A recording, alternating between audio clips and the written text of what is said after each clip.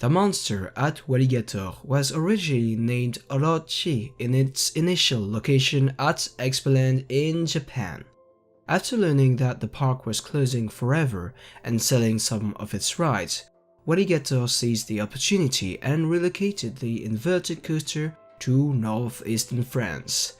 At the time of its opening, not only Monster was the tallest coaster in France, it became the first B&M ride in the country, finally bringing the fine engineering of the Swiss manufacturer within the French borders. Here's my honest opinion on Raptor East.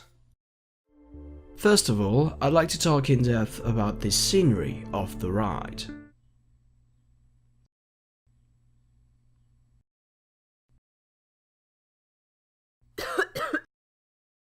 The Monster has an identical layout to Raptor at Cedar Point, except for a couple of slight modifications. It's your typical old-school B&M.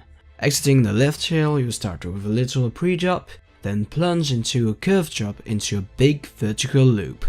As you would expect, this moment delivers a good amount of G-forces, although I sometimes experienced a slight rattle at the bottom of the drop. The next inversions, a 0G roll and a Cobra roll, both provides a satisfying whippy rotation, especially in the outside seats. The train carries great momentum throughout this whole sequence to the point I don't really mind the softer intensity of the following upward spiral.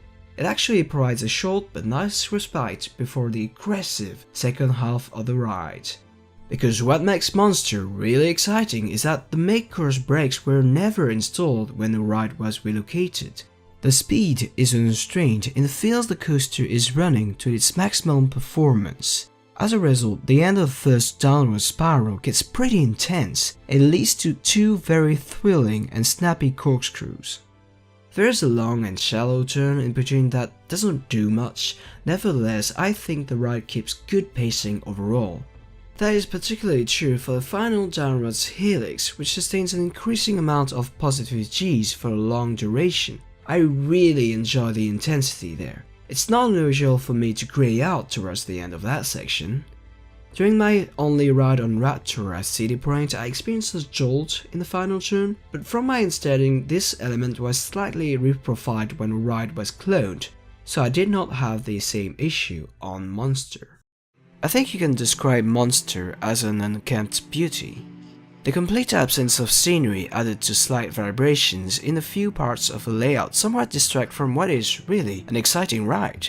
The entire layout flows remarkably well thanks to the flawless track banking of B&M and a classic but very effective series of intense elements. Removing the mid-course brakes allows for an incredible surge of G-force and whippy transitions that Walygator and Mobiliar doesn't seem to include anymore in their current rides.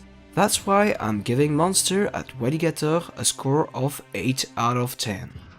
If you're a big fan of vintage B&M inverts, I definitely suggest visiting Walygator for Raptor East alone.